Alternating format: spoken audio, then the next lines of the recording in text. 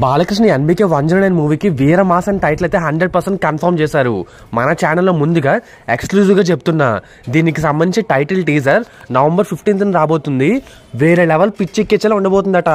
Game changer cinema నుంచి teaser వచ్చింది. ఇంకా ఇది మాత్రమే కాకుండా ఇంకొక 2 సాంగ్స్, అలాగే సినిమా రిలీజ్ అయ్యే లోపు సినిమా నుంచి 2 ట్రైలర్ అయితే రాబోతున్నాయట.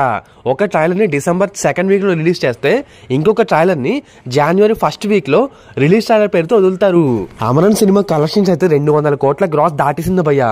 ఇదంతా కూడా సాయి పల్లవి వల్లనే చెప్పొచ్చు. పుష్ప 2 రిలీజ్ కి ముందే హడావిడి ఏ రేంజ్ లో ఉందంటే December 6th రావాల్సిన వికీ కౌశల్ చావా మూవీని పోస్ట్ పోన్ చేసుకున్నారు. అక్కడ నార్త్ లో హిందీ వాళ్ళే ఆ సినిమాకి థియేటర్ లేవని చెప్తున్నారట. ఆ రోజు పుష్ప వస్తుంది, థియేటర్లో నా సినిమాకే ఇస్తున్నాం, మీ సినిమాని పోస్ట్ పోన్ చేసుకోండి అంటే పాపం ఇంకా వాళ్ళకి వేరే దారి లేక మొత్తానికి పోస్ట్ పోన్ చేసుకున్నారు. అది పుష్ప గాడి రూల్. మీకు అర్థమవుతుందా? పుష్ప 2 మూవీలో పుష్ప అలాగే బన్వర్ సింగ్ షెకావత్ మధ్య వచ్చే ఈగో సినిమాటిక్ సీన్స్ అయితే నెక్స్ట్ లెవెల్ లో ఉంటాయట.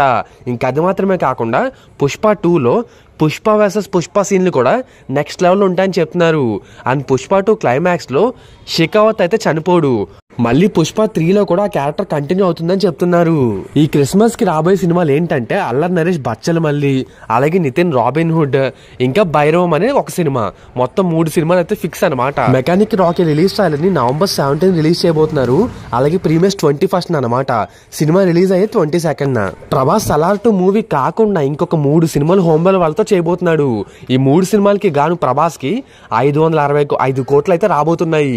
ఇది మాత్రమే కాకుండా లాభాల్లో 5% వాటా కూడా. నాగచైతన్య తండేల్ సినిమా ఉంది కదా, దాంట్లో తండేల్ అంటే వర్డ్ కి మీనింగ్ ఎవరికి తెలియదు.